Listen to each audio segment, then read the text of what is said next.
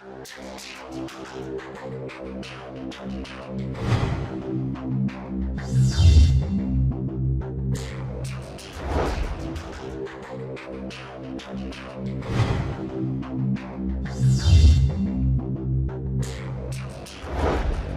y a eu beaucoup de vestiges de l'époque des Cathares. C'est une époque, bien sûr, qui est maintenant lointaine et sur lesquelles on a, la plupart du temps, mis un voile presque d'oubli. Et puis tout d'un coup, ça s'est réveillé. Il y a quelques années, je vous dirai pourquoi, tout d'un coup, on s'est rappelé qu'il y avait quelques personnes qui avaient été brûlées et qu'on appelait les Cathares. Alors maintenant, on parle du pays cathare, des châteaux cathares, des commerces cathares, des auberges cathares. Oui, il y a tout ce qu'on veut. Il y a même des rôtisseries cathares. Il y a des rôtisseries cathares et j'ai même connu à Esperanza les pompes funèbres cathares qui proposaient pour leurs clients des crémations. On ne peut pas avoir plus d'humour noir que ça. Mais c'est comme ça que ça se passe. Hein. Donc on a inventé quelque chose avec le mot cathare qui est devenu un adjectif, et non plus un nom, qui est devenu un adjectif que l'on place à toutes les sauces selon les intérêts du moment, intérêts commerciaux, bien sûr, économiques, etc. Et pourtant, ça a quand même fait penser qu'il existait quelque chose par rapport à ce mot, cathare. Et je crois que ça l'a un petit peu fait connaître au grand public.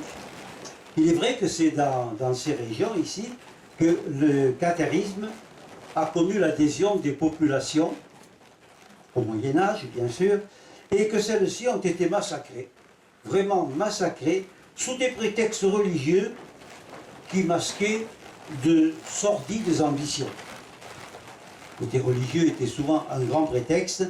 Il est tout aussi vrai qu'à cette époque-là, les paillettes étaient partout du côté des prélats, mais à notre époque, les paillettes de notre 21e siècle n'accordent vraiment pas toute leur valeur à ces multiples cicatrices que nous voyons encore. Car que reste-t-il actuellement de cette tragédie des Cathares? Eh bien, il nous reste des châteaux éventrés, des ruines, des pans de murs, des cicatrices qui n'arrêtent pas, qui ne finissent pas de mourir. Et ces cicatrices, elles sont des vestiges d'une conquête barbare et l'histoire l'a qualifiée de croisade. Ça fait mieux. Et on fait toujours comme ça. Quand on fait de la barbarie, on prend un grand prétexte très noble. Alors, on fait tout ce qu'on veut. Donc, l'authentique spiritualité, il faut bien le remarquer, à cette époque-là, elle n'était pas du côté des conquérants. Des conquérants qui se disaient des croisés. Ça faisait mieux, la croix en avant, ça donnait une certaine respectabilité.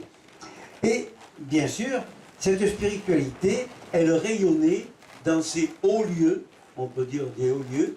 C'est pour ça que j'ai écrit ce livre sur les hauts lieux cathares, qui sont des hauts lieux spirituels, des hauts lieux de mémoire, des vestiges, on peut dire, de forces intemporelles, car malgré tout, grâce à, malgré tout, ces quelques vestiges, quelques ruines, ils sont toujours parmi nous. Donc, ces hauts lieux étaient fréquentés par des personnages qui se mêlaient humblement aux populations. Ils vivaient avec la population, ils étaient loin des fastes de l'église officielle qui, elle, était aveuglée par ses richesses, ses dorures, et se permettait d'utiliser des guerriers pour imposer sa loi de totale intolérance d'ailleurs. Donc la foi chrétienne, on peut dire, dans son essence même, était vécue par les Cathares qui refusaient les richesses, qui refusaient tous les biens matériels, et bien sûr, ils n'avaient pas de château. Le mot château cathare, ça ne signifie rien, puisque n'ayant pas de biens matériels, ils ne possédaient pas de château. Mais en revanche, la façon dont ils vivaient et l'adhésion totale de la population qui les reconnaissait vraiment comme des gens admirables, eh bien, ça faisait que les seigneurs eux-mêmes étaient protecteurs de ces cathares. il les protégeait, il les recevait pour les protéger dans leur château, et c'était donc des châteaux de seigneurs de la région qui abritaient des cathares et non pas des châteaux appartenant aux cathares. Je crois qu'il faut le mettre ça tout de suite en place parce que c'est une réalité. Et quand même, dans ces châteaux où les cathares étaient abrités, pas nombreux, mais des sympathisants cathares extrêmement nombreux, parce que le cathare revêtu, celui qui avait reçu le Cassel était beaucoup plus rare, il n'y en avait pas tellement, mais les sympathisants, c'était presque toute la population, et par contre-coup, les seigneurs. Mais quand les seigneurs étaient dans leur château et recevaient notamment les troubadours, puisqu'on en parlera, c'était aussi le pays de la poésie, de la chanson, de la musique, la poésie des troubadours. Quand les troubadours venaient dans un château près du seigneur et que ce seigneur n'était pas cathare, sinon l'inquisiteur ne l'aurait pas accepté d'être à côté de lui, mais il était quand même sympathisant. Eh bien, le troubadour, à cette époque-là, a créé un langage particulier qu'on appelle trobaclos, c'est-à-dire un langage à 3 compréhensions différentes. Le troubadour arrivait, il chantait ou il racontait son poème en parlant de la dame de ses pensées, des thèmes très simples, très mièvres, presque des bêtes. Et les inquisiteurs se marraient d'avoir des populations qui étaient là pour entendre ça. Mais à travers ces mots, la population comprenait autre chose. La dame des pensées, c'était l'église cathare, par exemple. Tout était à clé. Tout était à clé, et l'inquisiteur qui se marrait, c'était lui qui avait l'air malin en ne comprenant pas ce qui se disait. Et bien sûr, il y avait ces 2 façons de comprendre le texte, il y en avait une troisième. Et la troisième, alors c'était encore plus profond. Le 3e niveau de compréhension, le 3e degré, c'était des renseignements sur les mouvements de résistance par rapport aux envahisseurs qui étaient en train de combattre les cathares. Et les inquisiteurs étaient là, pas malins du tout, et ça passait sous leur dé. Donc l'Inquisition était présente partout, dans ces châteaux, mais seulement les hauts lieux cathares. Hauts lieux, bon, ce n'est pas apprendre au premier niveau là aussi, ce n'est pas quelque chose qui est élevé, bien que les châteaux de ces seigneurs qui ont abrité les cathares étaient souvent élevés. Pour les Montségur, pour les Quéribus par exemple, puis Lorraine, c'était des hauts lieux vertigineux quelquefois. Mais dans les hauts lieux cathares, on trouve aussi des grottes, on trouve des lieux où ils se réunissaient, des lieux où ils priaient. On a des hauts lieux comme la grotte de Lombrive, la grotte de Bethléem, qui sont de lieux authentiquement hauts lieux cathares. Donc je crois que les mots, quelquefois, peuvent un peu nous tromper. Donc, pour ressentir cette ambiance, ce souvenir de cette époque, il faut se placer un peu en harmonie avec tout ce qui a connu cette époque-là, les terres, les roches, les vestiges, les ruines, et toutes les forces qui rayonnent tout autour. Autrement dit, il faut se mettre un peu en syntonie vibratoire avec des lieux pour en ressentir toute la force vibratoire du souvenir. Et plus encore, dans cette région des Pyrénées, le tellurisme naturel, qui sont des forces qui amplifient les vibrations de ce qui a été construit dessus, et qui finit par s'enrichir des énergies cosmiques, et bien sûr, là, c'est un symbole, spirituellement, une union entre les forces qui viennent de la Terre et les forces spirituelles de mondes qui nous sont inconnus. Donc je pense qu'on peut aborder le pays cathare de cette façon-là, et je dis bien le pays cathare, car c'est comme cela maintenant que les gens le comprennent. Hein, les sentiers cathares, vous en avez partout, les routes cathares, on a même des sentinelles cathares, comme s'ils avaient pu être là en train de monter la garde. On les a sur l'autoroute. Hein. Donc nous aborderons ainsi nos contacts avec les hauts lieux, en nous imprégnant de leurs valeurs vraiment spirituelles, de valeurs morales, de valeurs sociales qu'ils ont défendues jusqu'à la mort. Les cathares, mais aussi leurs sympathisants, car c'était vraiment une union de tous les peuples de la région. C'est une noble évolution, pratiquement, de la spiritualité dans la chrétienté, qu'on a traité d'hérésie, alors que c'est tout le contraire d'une hérésie. C'était retourné vraiment vers des sources vraiment qui étaient pures. Donc, nous allons commencer par pour bien ressentir ce que la région et les gens de cette région ont souffert pendant des années et des années, par un petit historique de cette guerre de conquête, que je ne crains pas de qualifier de génocide. C'est un génocide qui a été perpétré par des peuples de guerriers contre un peuple de poètes. Et ça, il faut savoir que actuellement, dans la législation internationale de notre époque, le génocide, eh bien, c'est quelque chose qui est un crime contre l'humanité et il n'y a pas de prescription. Vous voyez ce que ça pourrait entraîner si vraiment on insistait là-dessus, et personnellement, je pense qu'il faudrait le faire. Donc, il faut écouter ces vestiges, écouter ce qui s'est passé avec respect, car je pense que ça a beaucoup à nous apprendre sur notre passé, bien sûr, sur tout ce qui a fait ce que nous sommes, qui a entraîné des conséquences, et avec en même temps ce qui concerne le passé, nous avons des indications, des conseils à propos de notre futur, car la barbarie, elle est de tous les temps. On a des exemples au XXIe siècle comme à toutes les autres époques. Alors nous allons surtout voir comment ça a pu se construire cette tragédie. Les prémices de la tragédie, c'est qu'au XIe siècle, la France n'était pas la France, bien sûr, il y avait vraiment deux civilisations absolument différentes.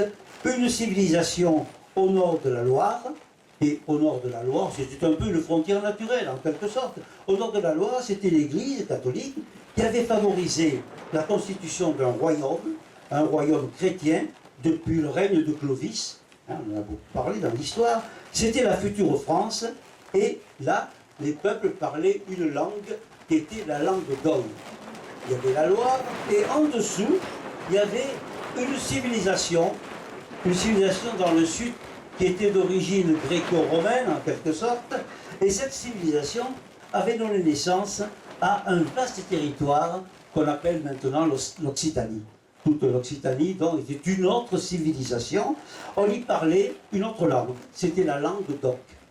On parlait la langue d'Oc dans tout le sud de la Loire, cette région d'Occitanie, et tous les peuples utilisaient cette langue romane. Ainsi, un Toulousain ou un Albigeois qui se trouvait à Barcelone se trouvait chez lui. Il n'était pas dépaysé, il était dans la même civilisation. En revanche, quelqu'un qui venait de Paris, de Lille ou du Havre, qui venait à Toulouse, là c'était un étranger. Il faut bien considérer qu'il y avait deux civilisations différentes. Alors, au nord de la Loire, dans ce qui allait devenir le berceau de la France, il y avait une civilisation qui était une féodalité puissante. Une féodalité puissante qui mettait vraiment à l'honneur toutes les valeurs guerrières. Il y avait des joutes, il y avait des combats chevaleresques, etc. Donc c'était le côté des armes qui était considéré comme étant la qualité première d'un homme dans cette civilisation. Et il est évident que c'était une religion d'État qui gouvernait là-haut, l'Église catholique, depuis Clovis, et un catholicisme qui était quand même, non pas aimez-vous les uns les autres, non, mais un catholicisme intransigeant. Il imposait ses lois et il n'y avait pas de discussion, on n'avait pas cherché à comprendre. Voilà l'ambiance, on peut dire, spirituelle, religieuse et sociale du nord de la Loire. Alors au sud de la Loire, c'était tout à fait différent. Une faible féodalité, une très faible féodalité, et qui avait fait place à une bourgeoisie importante qui favorisait le commerce des idées autant que le commerce des marchandises. Donc les femmes étaient libres de gérer leurs biens, les juifs étaient des gens libres dans l'Occitanie, donc c'était tout à fait le contraire de ce qui se passait au nord de la Loire.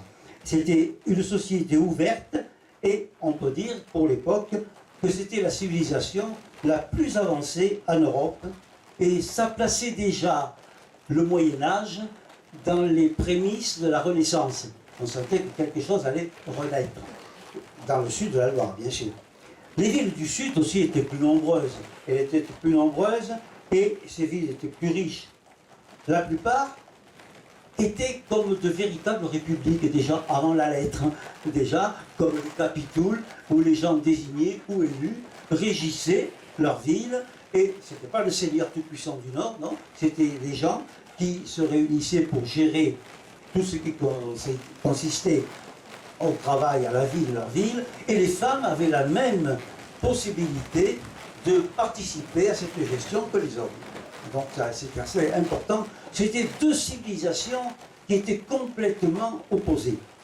Donc la différence sociale était vraiment peu apparente. La tolérance, ce n'était pas un mot, c'était quand même une vertu qui était vécue dans le quotidien.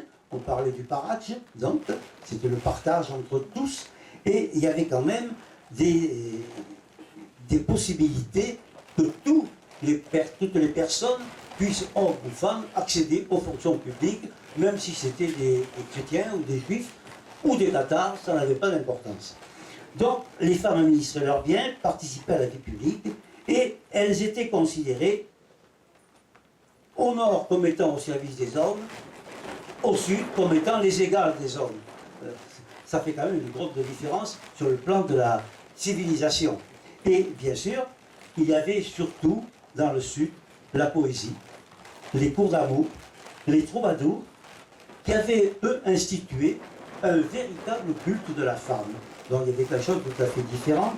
Donc ces qualités humaines et sociales ne constituaient pas que la seule richesse de cette Occitanie. Elle affirmait, l'Occitanie également, des idées originales dans le domaine de la religion. C'était influencé par les particularités des Goths, l'arianisme, les Visigoths, l'arianisme, Arius, l'évêque qui avait été rejeté lors du concile de Nicée, alors que ses partisans avaient la majorité. Ça arrive quelquefois que ce n'est pas la majorité qui gagne, ça a continué après. Donc les intrigues, les ambitions et la féroce cupidité affichaient des intentions vraiment derrière. On appelait le Sud le pays de cocagne, parce qu'effectivement, on y vivait bien, c'était la douceur de vivre, et c'était en même temps un pays qui était riche, et riche aussi par son commerce, parce que vous aviez à cette époque-là des ports comme Port Sarrazin qui est devenu Maguelone, où les gens de cette région commerçaient avec les barbaresques, avec les gens qui venaient, il n'y avait pas encore les musulmans comme maintenant, mais de toute façon, il n'y avait pas d'opposition. La ville de Montpellier, par exemple, est née avec Notre-Dame des tables, et les tables, c'était les tables des marchands autour de l'église, qui était Notre-Dame des Vœux avant. Donc il y avait tout un côté de collaboration commerciale, spirituelle, et il est certain que le Nord, depuis longtemps, lorgnait sur ce pays de cocagne et aurait bien envie de s'en approprier des richesses. Et là, il fallait quand même un prétexte. Et avec les Cathares, le prétexte a commencé à prendre de l'importance. Il a pris de l'importance. Les intentions guerrières se préparaient à déclarer servir la chrétienté. Comment mieux servir la chrétienté qu'en allant combattre ce qu'on appelait une hérésie. Et déjà, au nord de la Loire, se préparaient des guerriers, et bien sûr des guerriers qui se préparaient à aller envahir avec des prétextes religieux, des prétextes nobles, qui n'étaient vraiment que des prétextes. Donc à la fin du XIIIe siècle, on peut dire qu'il ne manquait qu'un prétexte pour arriver à ce que le Nord envahisse le Sud. Il suffisait d'un petit prétexte, quelque chose, parce que on voulait quand même avoir, comme ça se fait toujours dans toutes, on peut dire, les civilisations, on voulait se donner le bon rôle en n'étant pas des envahisseurs. On était là pour défendre les autres, pour leur apporter quelque chose. On n'était pas là pour venir les embêter, non pas du tout. Donc l'Occitanie avait bien sûr reçu des influences qui se rapprochaient très bien de la spiritualité, on en parlera après, des Cathares, qui elle avait reçu des influences venant du Moyen-Orient, l'arianisme par exemple, avec les Visigoths, avec ensuite le côté masdéisme qui venait de l'Iran. Et là, c'était quand même des spiritualités où, comme les Cathares l'avaient adopté ensuite, il y avait deux principes divins. Il y avait le Dieu bon, qui avait créé l'esprit, qui avait créé l'âme, en quelque sorte.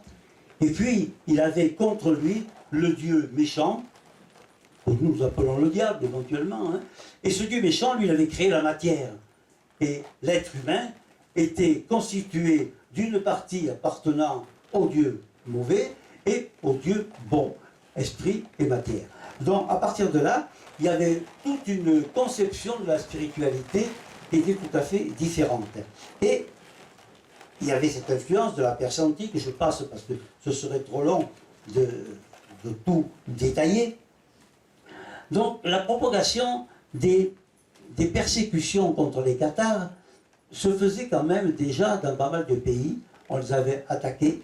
Et bien sûr, dans les régions du nord et du sud de la Loire, il fallait quand même que les populations aient des griefs sérieux. Il y a un incident qui s'est produit, et qui est un incident tout à fait majeur, et qui a permis de trouver le prétexte pour envahir l'Occitanie. Donc, le légat du pape, qui était Pierre de Castelnau, il était évêque de Maguelone, le légat du pape allait franchir le Rhône pour se rendre à Rome. Il allait se rendre à Rome, donc il partait des terres du comte de Toulouse, et de l'autre côté du Rhône, c'était les terres du comte de Provence. C'était plus ce côté de Languedoc. En quelque sorte, c'était déjà un autre domaine sur le plan de la juridiction. Et le prélat du pape, dans le légat du pape, Pierre de Castelnau, dans son beau carrosse bien confortable, se prélasse. Prélat et prélassé, ça allait ensemble à cette époque-là. Et il se dirige à Saint-Gilles. Il allait franchir le Rhône pour passer des terres du comte de Toulouse aux terres du comte de Provence. Quand arrive un cavalier arrive avec une épée à la main, il se rapproche du carrosse, il frappe le légat, il le tue sur le champ, et le cavalier disparaît, on n'entendra plus parler, il n'a pas été arrêté, on ne sait pas qui c'est, l'histoire n'a jamais pu savoir qui avait commis ce meurtre. Seulement, voilà, c'était le légat du pape qu'on avait assassiné sur les terres du comte de Toulouse. Et c'était un bon prétexte. Les seigneurs du Nord ont dit, voilà maintenant que les gens d'Occitanie, les gens du comte de Toulouse, assassinent un prélat, un légat du pape catholique, il faut aller défendre la chrétienté.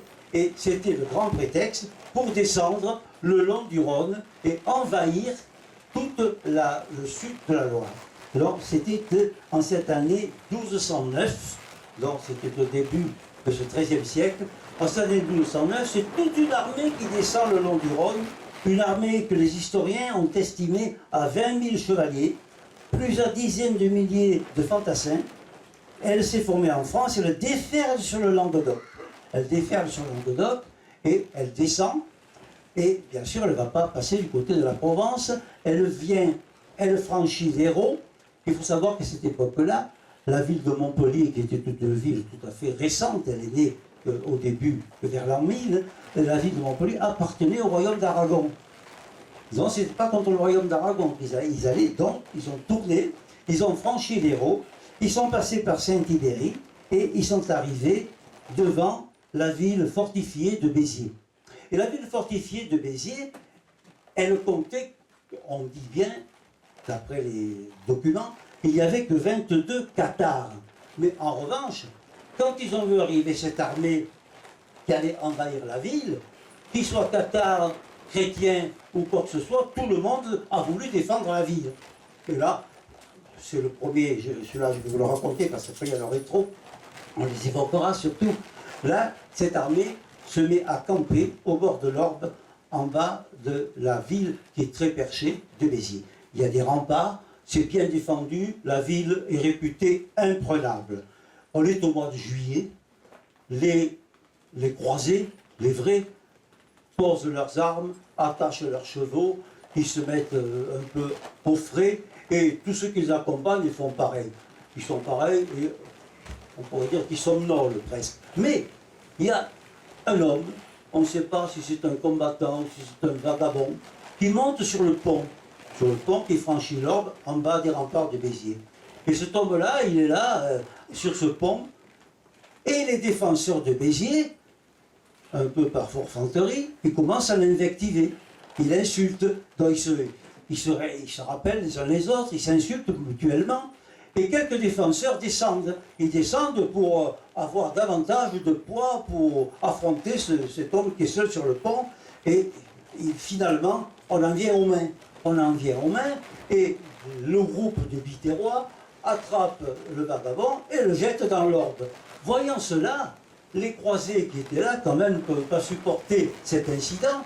Ils remettent leurs armures, ils remontent à cheval, d'autres les accompagnent, et ils vont poursuivre les défenseurs de Béziers qui ont imprudemment quitté la cité. Alors bien sûr, cela, ils montent à courant, et si vous connaissez, on a encore les vestiges, sur mon livre, je donne d'ailleurs les photos de là où étaient les portes, il faut qu'ils montent vers Béziers, et les autres qui sont à cheval ont vite fait d'être très près d'eux. Mais les défenseurs de Béziers dans la ville ne veulent pas abandonner leurs concitoyens qui sont à l'extérieur. Ils laissent les portes ouvertes pour qu'ils puissent rentrer. Effectivement, ceux qui sont sortis rentrent, et avec eux, c'est toute la horde des croisés qui entrent aussi. Et là, c'est le grand massacre. C'est le grand massacre dans l'église de la Madeleine. On a estimé, et dernièrement des fouilles ont été faites et ont confirmé, il y aurait eu jusqu'à 15 000 morts. Donc, à Béziers, il y avait 22 cathares revêtus. Et c'était tous les autres avec eux qui défendaient la ville. Et c'est là qu'on prête au nouveau légat du pape Arnaud Lamaurie une phrase terrible. Arnaud Lamaurie, devant cette mêlée où on ne savait pas qui était quoi, aurait dit: comment allons-nous reconnaître les bons catholiques des cathares? Et il aurait répondu: tuez-les tous, Dieu reconnaîtra les siens. Alors, vous savez, les phrases historiques, elles sont authentiques, elles ne le sont pas, mais en fait, ils l'ont appliqué. Ils ont tué pratiquement toute la population. Et évidemment, ce carnage s'est su, et le vicomte Roger Cantarel est parti de cette première tragédie cathare. Il est parti pour défendre la ville de Toulouse. Il défend pour la ville de Toulouse, mais il y a un principe, quand on a affaire à des gens qui pratiquent la barbarie et le génocide, ce sont des gens qui ont pour arme la peur qu'ils font aux autres. On se rappelle encore avant, il y avait Attila, qui était un homme qui avait fait ses études à Rome, donc c'était pas n'importe qui. Hein. Et bien Attila, il avait fait courir le bruit, c'était déjà de la communication. Il faisait dire: l'herbe ne repousse plus partout où mon cheval est passé. Et on sait très bien que Attila, souvent, a remporté des victoires, alors que ses ennemis étaient mieux armés, plus nombreux, mais ils avaient tellement peur qu'ils sont partis avant. Et donc, avec cette invasion barbare par les croisés du XIIIe siècle, c'est le même principe qui commence à être mis à l'honneur. Alors, je passe rapidement. On a un tortionnaire. Le tortionnaire, c'est Simon de Montfort. Et c'est là qu'il y a quand même quelque chose qu'il faut remarquer. Moi, quand j'étais gamin à l'école, on m'a très peu parlé des cathares, on m'a parlé d'une hérésie, et on m'a appris que Simon de Montfort était un valeureux guerrier. Alors qu'on sait maintenant que ça a été un atroce tortionnaire. Mais l'histoire, elle est faite par ceux qui l'écrivent, et ceux qui l'écrivent ont souvent des idées qui ne sont pas les plus acceptables. Donc, Simon de Montfort a envahi l'Occitanie. Arnaud Lamaurie a fait le génocide de Béziers, et ils partent vers l'ouest. Ils partent vers l'ouest. Alors, quelques exemples seulement. Bram, qui est une petite ville, du côté de Castelnaudary. Bram, c'est une petite ville, et il y a 100 défenseurs. Évidemment, 100 défenseurs, quand les croisés arrivent, ils ne font pas le poids, ils sont faits prisonniers. Et à ce moment-là, Simon de Montfort, à ses 100 défenseurs, fait crever les yeux, arracher le nez et la langue. Il ne laisse que l'œil et la langue à un seul pour qu'il aille raconter aux autres ce qui se passait. L'exemple de la terreur, faire peur aux gens. Et à partir de là, ça dégénère. Évidemment, le vicomte Trencavel, qui est à Toulouse, voit arriver vers Toulouse cet ordre. Il y a aussi Lavore, par exemple, où ça a été le plus grand bûcher. 400 personnes sont mortes sur le bûcher dans cette invasion. Et Dame Giralda, qui était la châtelaine de Lavore, elle a été torturée, elle a été violée, et les croisés l'ont jetée dans un puits. Ils ont ensuite envoyé des pierres jusqu'à ce qu'elle ne crie plus. Et ça, c'est à Lavore, c'est dans ce sont des choses historiques, officielles, qu'on ne nous apprend pas à l'école, c'est bien dommage. Parce que ça pourrait quand même nous mettre en garde contre certaines possibilités de la nature humaine. Donc, à partir de là, ils vont vers Toulouse. Roger Trencavel craint pour la population, il parlemente. Oui, à Carcassonne, pas à Toulouse. Il part de Béziers, il va à Carcassonne, et donc c'était le chemin de Toulouse. Ils allaient vers la capitale.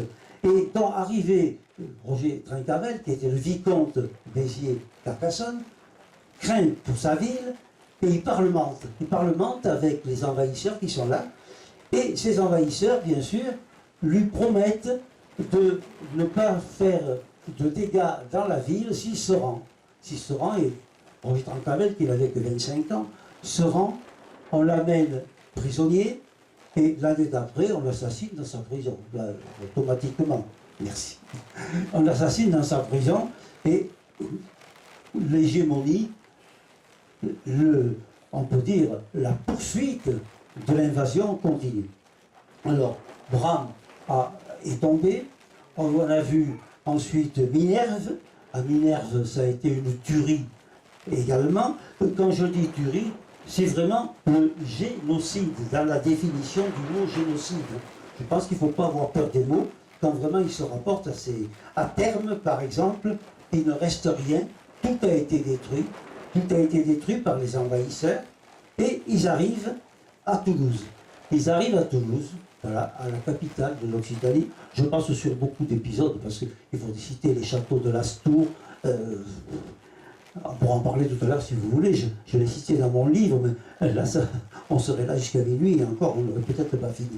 Donc, à une vingtaine de kilomètres de Toulouse, il a lieu une bataille où Simon de Montfort est toujours vainqueur, il avance vers les remparts de Toulouse.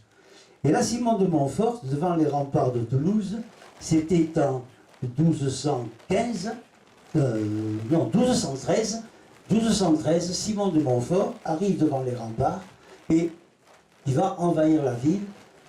Et la ville est défendue avec des catapultes qui envoient des boulets sur les envahisseurs. Et là, un boulet de ces catapultes écrase la tête de Simon de Montfort. Alors c'est bien gentil d'avoir supprimé Simon de Montfort, il y aura des successeurs. Mais ce qui est quand même intéressant, c'est que la légende nous dit que la catapulte qui a tué Simon de Montfort était utilisée par des Toulousaines, et pas par des Toulousains. Ça nous rassure un petit peu, vous voyez, quand même. Donc, Simon de Montfort n'est plus là, il y a encore des quantités de batailles, et on en arrive vraiment à des périodes où on se rend compte qu'il y a des gens qui ont essayé d'éviter les catastrophes de l'invasion.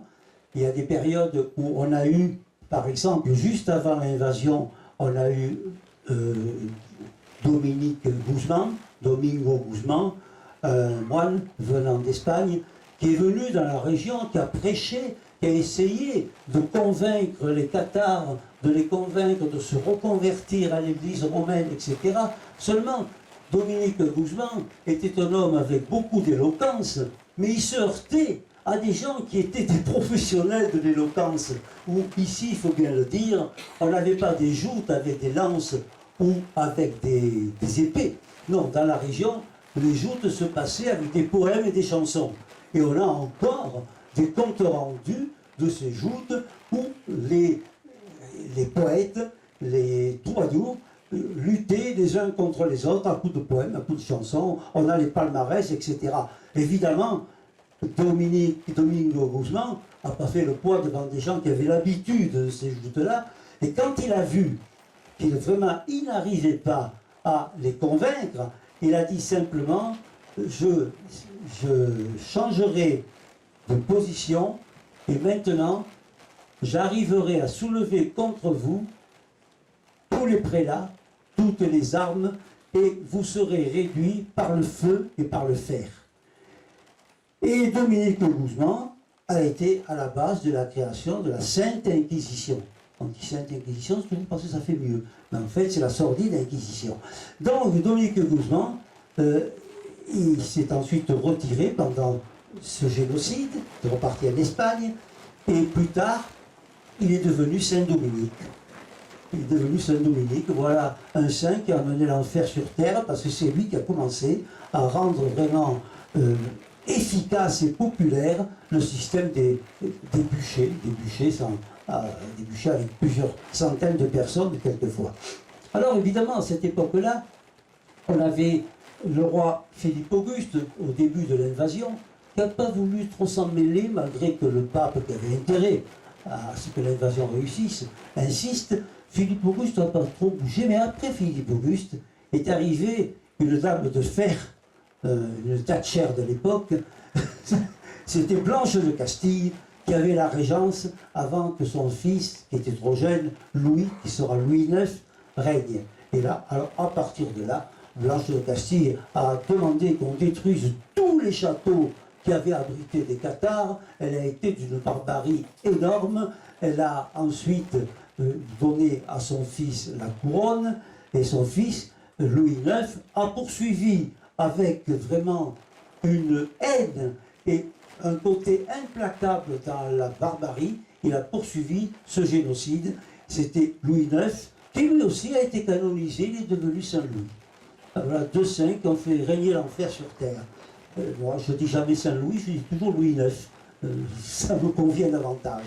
Et il est certain que, à partir de là, on peut le vérifier historiquement, à partir de là, on peut dire que la royauté de France et l'Église catholique se sont unis pour démolir, pour continuer le siège de toute l'Occitanie, avec ces horribles massacres et en même temps la destruction de tous les châteaux, de tous les lieux qui avaient abrité les cathares.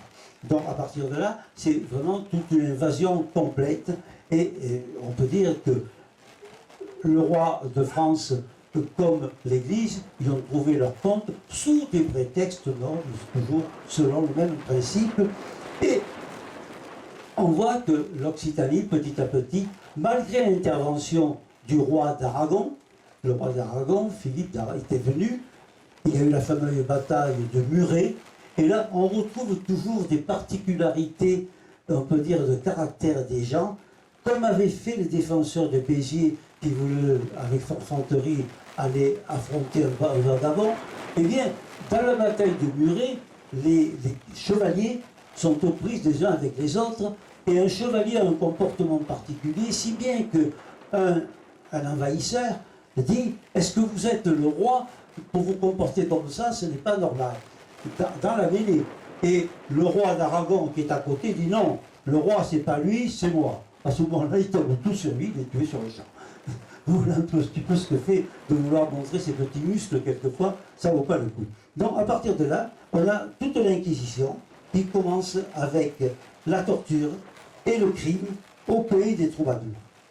Alors, je ne vais pas tout vous détailler, hein, je l'ai un peu plus détaillé dans mon livre, mais quand même, on se rend compte qu'à partir de là, on a toute une série de lieux qui deviennent des hauts lieux.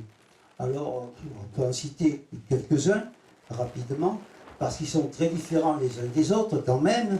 Vous avez des étranges contacts qui sont vécus un peu partout, où on se rend compte que le côté souvenir cathare est toujours vivant. Si vous voulez, on en parlera tout à l'heure dans un débat.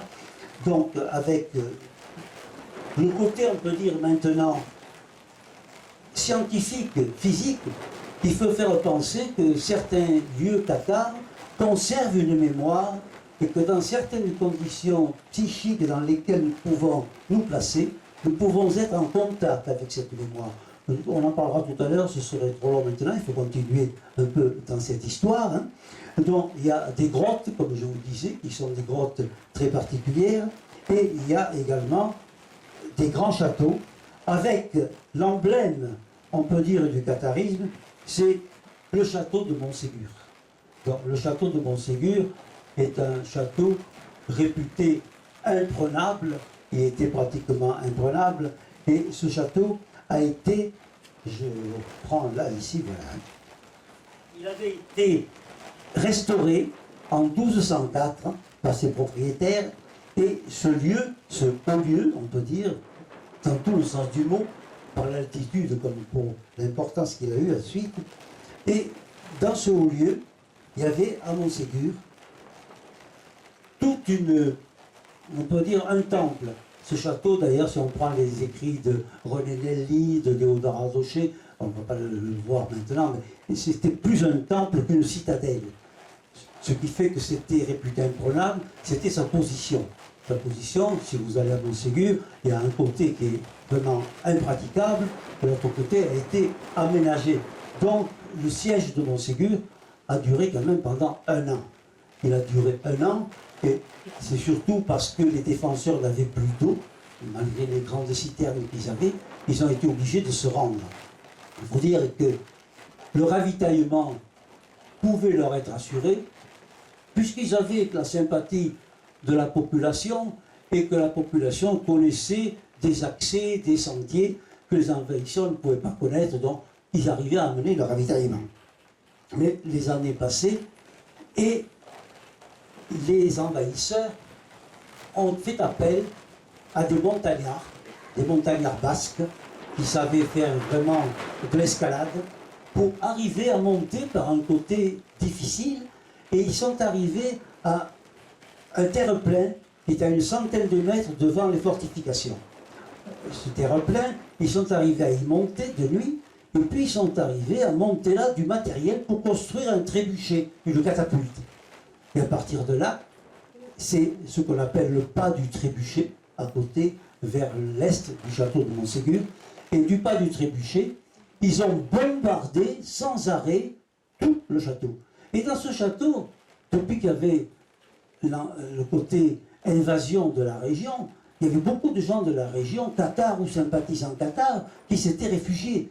Il y avait plus de 500 personnes, et bien sûr, ils ne pouvaient pas vivre dans le château. Donc on trouve encore, ça a été même recherché sur le plan archéologique, on trouve encore des fondations de petites baraques qui étaient tout le tour, où il y avait des familles qui vivaient.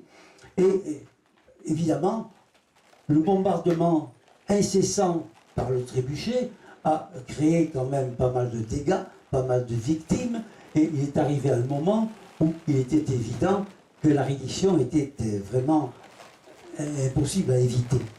Donc il y a eu encore on peut dire des conversations qui sont allées parlementer, et ils ont obtenu que la reddition se fasse dans 15 jours, pas sur le moment, pas sur le champ, dans 15 jours, et avec l'assurance que ceux qui renieraient la foi cathare seraient épargnés.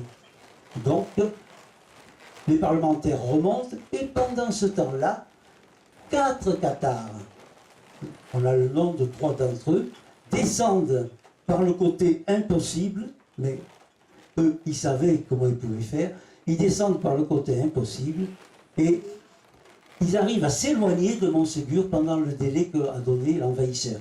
Alors, à partir de là, une légende est née. Ils avaient emporté avec eux le trésor des cathares. Ah, le trésor des cathares. Mais il faut bien dire une chose, les cathares ne pouvaient pas avoir de trésor, puisqu'ils ne voulaient rien de matériel. S'il y avait un trésor, ça ne pouvait être qu'un trésor spirituel, des documents ou autre. Donc ils sont partis avec quelque chose de précieux, de très précieux. Ils sont partis, ils l'ont éloigné de Montségur. Il y a eu toute une série de légendes avec des feux qui sont allumés. Quand ils sont allés à certains endroits, ils étaient sauvés. Et la reddition a eu lieu. La reddition a eu lieu, Et même parmi des soldats qui étaient là pour défendre le lieu, tous ont refusé d'adjurer la foi cathare. Et c'est là, tous ces gens-là, un grand bûcher a été construit au pied du château, c'est le pas des Crémas, le champ des brûlés, on n'a pas l'emplacement exact, et là, au pied du château, sur ce grand bûcher, les gens qui descendaient, la légende ou l'histoire, c'est difficile, en remontant loin de savoir exactement, nous dit que beaucoup d'entre eux se sont jetés volontairement dans le feu. On sait que l'évêque Marty est descendu, que la châtelaine est descendue avec son enfant infirme sur les bras, et tous ces gens-là, quelques minutes plus tard, étaient réduits en cendres, là, au pied du château de Montségur. Donc c'est encore un grand génocide, puisque tous ont été brûlés, et le château de Montségur a été envahi et démoli, bien sûr, puisque à cette époque-là, il fallait surtout que rien ne reste. Donc le château de Montségur a été démoli, et automatiquement, l'invasion a continué. Alors, Montségur, c'était, d'après René Nelly, Déodat Rocher et tous ceux qui ont travaillé sur place, parce qu'on a beaucoup écrit sans avoir jamais mis les pieds dans les lieux, mais là, cela, c'est quand même des références, et ils ont découvert qu'il y avait vraiment tout pas un culte du soleil, mais tout un respect du soleil qui entretient la vie. Et il faut savoir que souvent, les cultes solaires sont des cultes qui ne sont pas pour l'adoration du soleil, mais reconnaissant que le soleil est le représentant de Dieu, comme Ra, comme Ré, qui sont vraiment des cultes représentant le soleil comme un intermédiaire, en quelque sorte. Donc, le temple de ce culte qu'on peut qualifier de solaire a été complètement démoli, et il en reste ce que l'on voit aujourd'hui. Ça a été ce qu'on a appelé la tragédie de Montségur. Il fallait tout démolir. Et c'était le refuge d'un peuple en péril. Alors je vais aller plus loin parce qu'on ne peut pas passer tous les châteaux les uns après les autres dans la région, mais il y en a un. Si Montségur était, on peut dire, le temple spirituel des Cathares, un temple où ils ont, dit-on, prouvé qu'ils appliquaient leurs principes, la matière n'était pas à conserver, donc brûler leur corps, c'était libérer leur esprit. Voilà un petit peu simplifié ce que indiquait la religion du catharisme.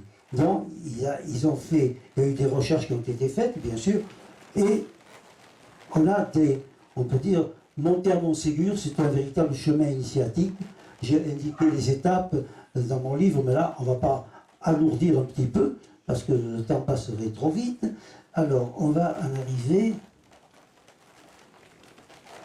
Je voudrais surtout un autre temple qui n'est pas le même, c'est celui des troubadours, c'est le château de Puyvert. Le château de Puyvert est tout à fait autre chose que des châteaux forteresses. Le château de Puyvert était le temple de la poésie. C'était vraiment le temple de la poésie, de la chanson. C'était le lieu où se retrouvaient les troubadours, et c'est là qu'ils avaient leur joute de poèmes, leur joute de chansons. Donc, Montségur était très haut, avec un côté pratiquement inaccessible, du moins facilement à l'époque, alors que Puyvert domine un petit peu la plaine. Actuellement, même des chemins ont été aménagés, si bien qu'on peut se rendre jusqu'à la porte du château en voiture.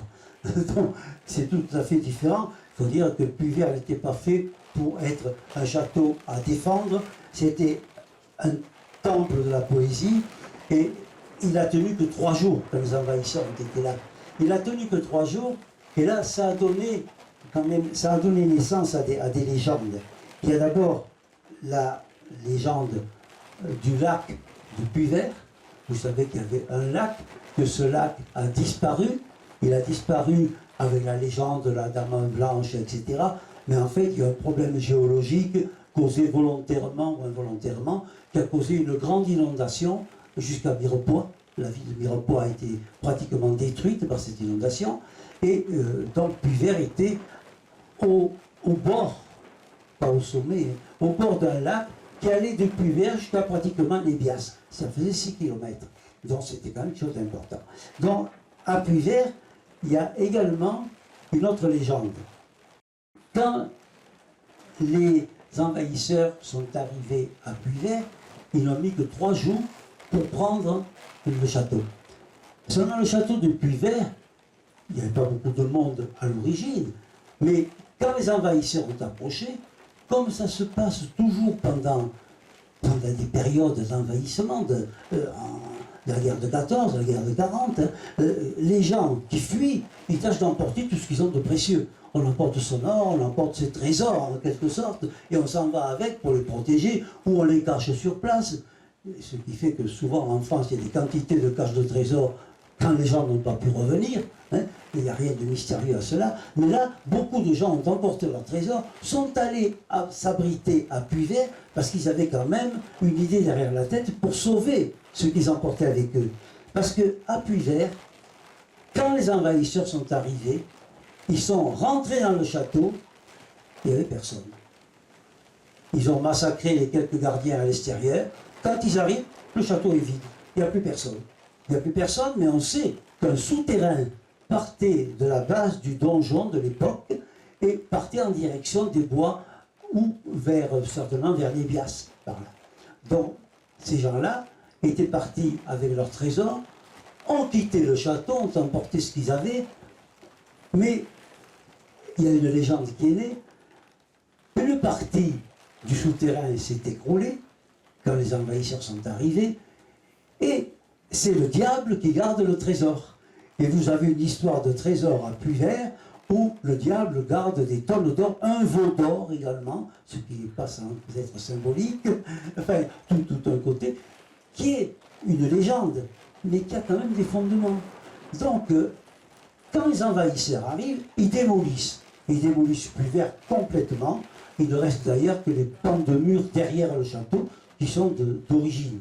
Mais la famille d'envahisseurs qui a pris Puyvert a quand même le souci, culturellement, de respecter ce qu'était ce château et de reconstruire sur l'emplacement un donjon en y faisant la salle des musiciens, la salle des poètes, qu'on peut visiter maintenant et qui est reconstituée un peu comme était le château à l'origine. On a respecté, on peut dire, la vocation de ce château de poésie et de poèmes et de chansons. Mais on a reconstruit le donjon que vous voyez actuellement sur l'emplacement de l'ancien donjon. Autrement dit, on a bouché définitivement l'entrée du souterrain et on est bien tranquille pour essayer de la retrouver. Ce qui a conforté l'histoire du trésor qui se va à Puyvert. Vous voyez, il y a toujours une histoire tragique et à côté de cela, des légendes qui se greffent et des légendes qui finalement sont assez extraordinaires mais ne sont pas sans fondement. Alors le château de Puyvert, bien sûr, c'était le château des troubadours. Dans la salle des musiciens encore, on peut voir les instruments de musique qu'ils utilisaient à cette époque-là, les instruments de l'Occitanie, des instruments qui souvent étaient des instruments venant du nord de l'Afrique, du sud de la Méditerranée donc, et tous ces instruments-là, on les retrouve encore dans certains orchestres maintenant qui veulent faire revivre un peu le côté troubadour et le côté un petit peu de notre mémoire. Donc là on va passer parce que ce serait encore beaucoup trop long. Donc il y a eu tout un côté, on peut dire, symbolique, un côté spirituel, religieux, mais un côté symbolique qui rejoint plutôt la poésie et qui rejoint également le langage des oiseaux. Autrement dit, on en arrive à l'alchimie. On en arrive à l'alchimie, il y a des traces extraordinaires, et là ça mériterait d'être étudié, et ça l'est, d'être étudié en détail, avec des chansons de troubadours, qui sont des chansons du langage des oiseaux. Par exemple, quand Gaston de Foix, qui était troubadour, tout en étant Gaston de Foix, a écrit « C'est canto que canto », ça dit « C'est canto que canto, cante pas per you, cante per mamie, que c'est loin de you ». Si tu chantes, si tu rechantes, tu chantes pas pour moi, tu chantes pour mamie qui est loin de moi. Et ce chant, c'est le chant des oiseaux. Or, le chant des oiseaux, c'est le langage de l'Alchimie. On pourrait aller loin maintenant, mais on ne va pas partir. Il y a le mystère de ce lac disparu également, qui a causé une inondation. Alors, le lac disparu de Puy-Vert, ça n'a rien à voir avec la guerre des troubadours, la guerre de l'invasion de l'Occitanie, mais évidemment, ça a été quand même quelque chose d'assez important pour les dégâts que ça a causé. Un lac qui a disparu, bien sûr, d'une façon mystérieuse par les légendes, et d'une façon peut-être volontaire, ou d'une façon involontaire, on peut dire par rapport à...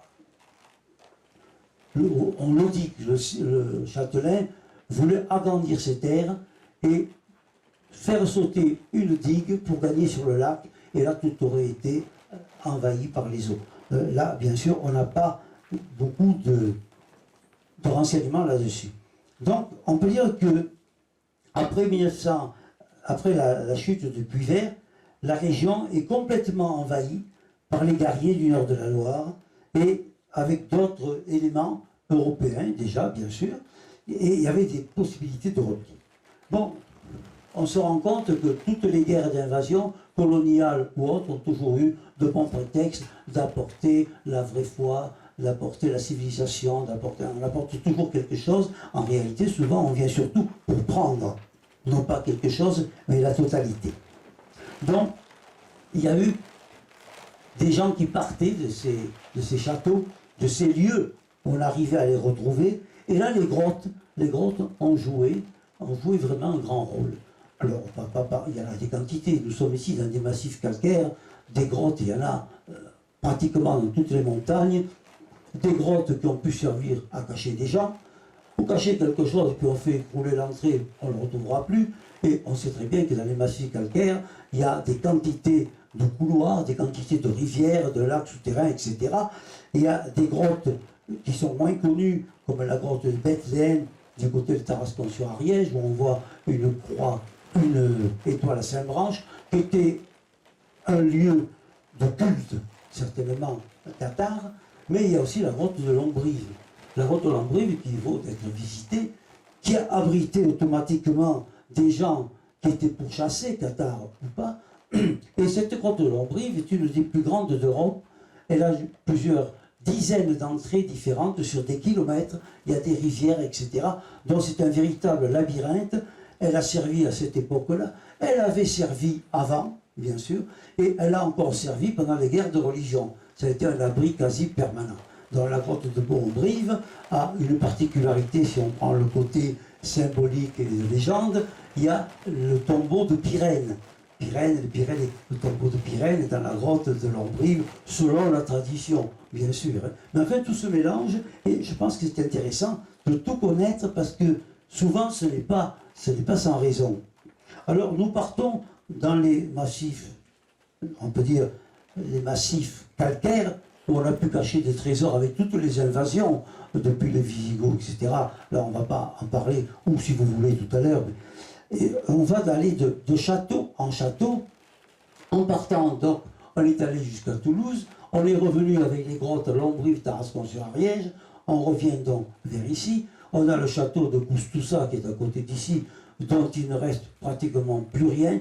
Il y a encore une vingtaine d'années, il y avait encore un pan de tour qui s'élevait assez haut, et c'était dangereux pour la population, et comme on n'avait pas les moyens sur place de faire des réparations, on a démoli ce pan de tour. Donc actuellement, Custosa, c'est vraiment le côté pitoyable d'un château qui a eu ses fastes, qui a eu son histoire, et qui est maintenant réduit à l'état de ruine.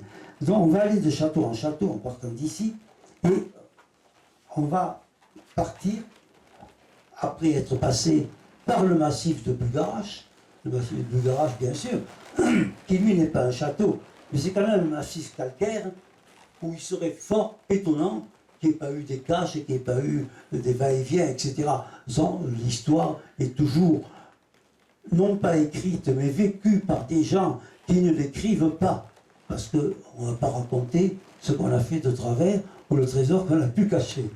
Prenez l'histoire 40-44, tout ce qui s'est passé de collaboration ou autre, eh bien, on ne retrouve pas beaucoup d'écrits. Les gens ont oublié d'écrire tout ce qu'ils faisaient. Je ne sais pas pourquoi, mais ils n'ont pas écrit. Donc, il y a des suppositions, on arrive à faire des comparaisons, des compilations, mais on n'arrive pas à avoir. Donc, on part des montagnes de l'Ariège et on va jusqu'à la Méditerranée. On va jusqu'à la Méditerranée et on va pas loin d'ici. On a le château de Puylaurens, le château de Puylaurens que vous voyez quand vous allez vers Perpignan. Et de la route, on voit comme une dentelle avec ses créneaux, une dentelle de pierre. On connaît mal d'ailleurs l'histoire de Puylaurens. On va aller plus loin. Plus loin, il y a le château d'Aguilar qui a été détruit également. Aguilar, c'est l'aigle, bien sûr. Et il y a surtout des châteaux voisins l'un de l'autre qui étaient sur la crête défendant, on peut dire, l'Occitanie par rapport à l'autre côté, c'était la frontière. C'était la frontière, donc ces châteaux sont ceux de Père-Perthus et château de Quéribus. Château de Père-Perthus de Quéribus, qui, eux, ont été ou entretenus ou reconstruits parce qu'ils ont servi sur cette frontière. Ils ont servi sur cette frontière et jusqu'à, on peut dire, Louis IX qui avait fait une prison, il y a eu des défenseurs à Quéribus et à Père-Perthus. Alors Quéribus a été entretenu davantage parce que ça a été une prison encore pendant longtemps, alors que Père-Perthus, eh bien on l'a laissé à l'abandon. On l'a laissé à l'abandon. C'était une ville forteresse qui aurait pu avoir le destin qu'a eu Carcassonne s'il y avait un Viollet-le-Duc dans le coin. Mais au contraire, c'est les gens de la région qui ont pris les pierres pour construire, etc. Comme ça se fait souvent d'ailleurs. Donc nous avons Quéribus qui, au contraire, est un château qu'on a défendu pendant longtemps. Et ça a été pratiquement le dernier château ayant abrité des cathares qui a été vraiment conquis. Et le catharisme, donc, s'est pratiquement éteint. Il s'est éteint. Il y a eu quelques velléités de gens se recommandant de cette spiritualité. Et le dernier vraiment cathare, ou se recommandant du catharisme, a été brûlé à Villerouge-Termenès en 1324. 1324, c'est le dernier cathare, c'est la fin complète. À Villerouge-Termenès, c'est Bélibaste qui a été le dernier martyr de cette épopée. Donc, ce personnage était né dans les Corbières. Il mérite qu'on s'arrête un petit moment sur lui, puisqu'il est le dernier vestige de l'épopée cathare. Donc, Bélibaste est le martyr de Villerouge-Termenès, qui a rejoint les hauts sommets cathares. Mais je voulais voir sur Villerouge-Termenès une étude que j'ai pu faire par rapport à la date où est mort Bélibaste. Bélibaste qui a dit « Dans 700 ans, les lauriers refleuriront ». Le laurier, c'est ce qui est on peut dire la plante qui est toujours verte et qui couronne les succès. Donc Bélibaste a écrit ceci et il est mort en 1324. Alors si l'on prend, je me suis amusé, ce personnel, si on prend ses nombres, il a dit que le laurier refleurirait dans 700 ans. Si on ajoute 700 ans, en le prenant à la lettre, à 1321, eh bien on va trouver 2021. Est-ce que c'est un signe de renouveau spirituel ou autre? Pourquoi pas? Je pense toujours que face à des écrits, face à des hypothèses, il ne faut pas les rejeter sans en faire une vérité, mais ça mérite quand même d'être examiné. Donc les lieux cathares ont disparu dans leur utilisation spirituelle et maintenant ils sont passés de l'histoire au tourisme, tout simplement. Comme je vous disais au début, et ça c'est assez normal, c'est le mot cathare donc, et un peu partout avec les sentiers cathares, etc. C'est presque un matraquage et bien sûr les cathares sur leur bûcher ne pourraient pas penser à ça. Donc, voilà.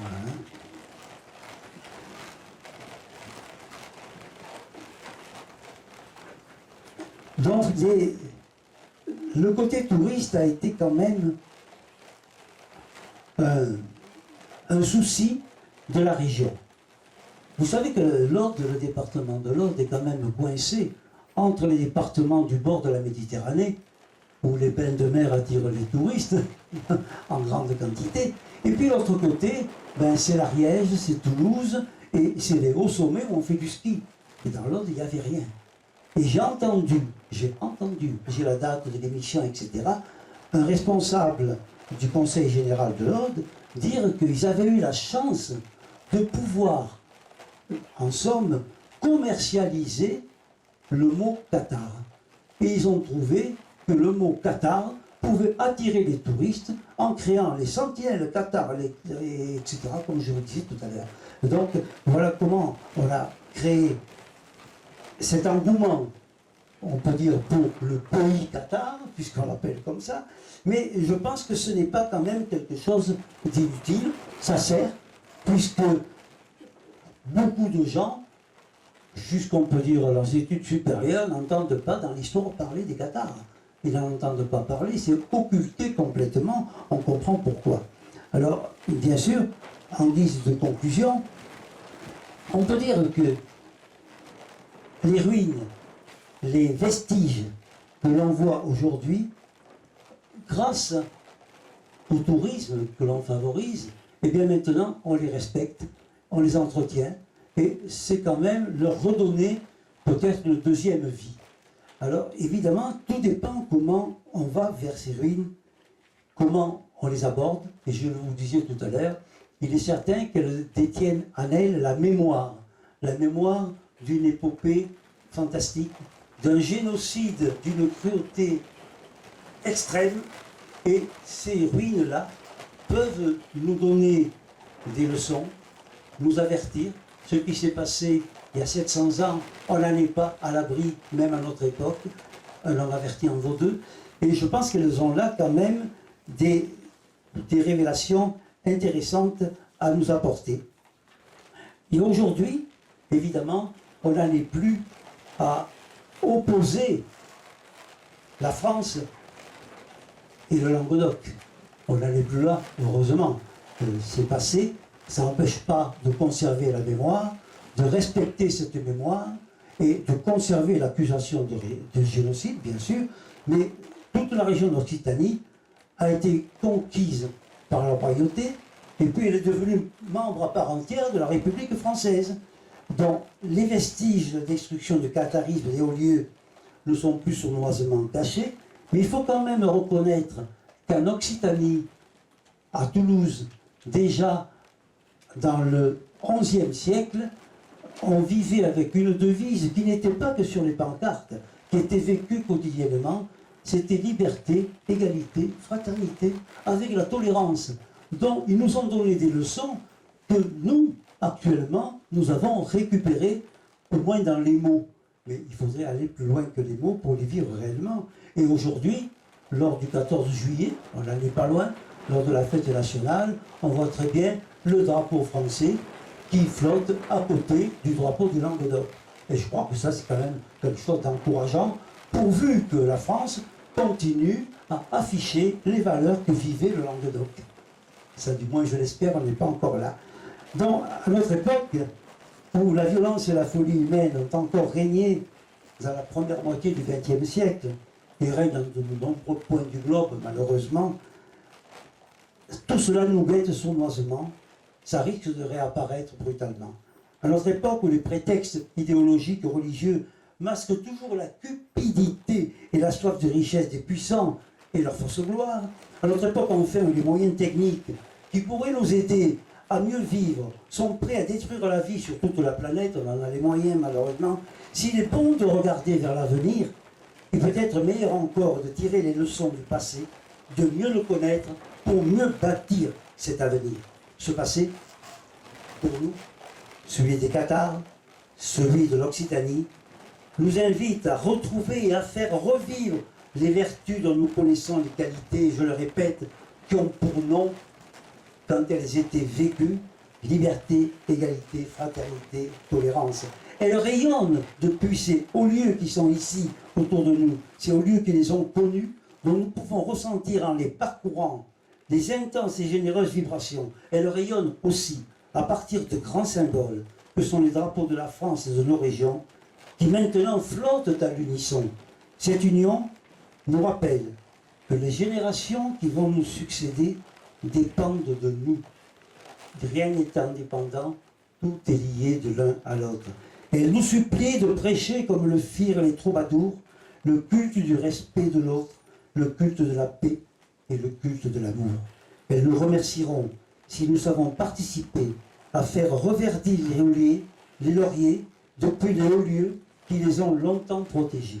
Alors si vous voulez, on va arrêter là pour faire une petite pause et ensuite on fera, je tâcherai de répondre à vos questions, commentaires, questions, etc. Donc voilà, à tout à l'heure.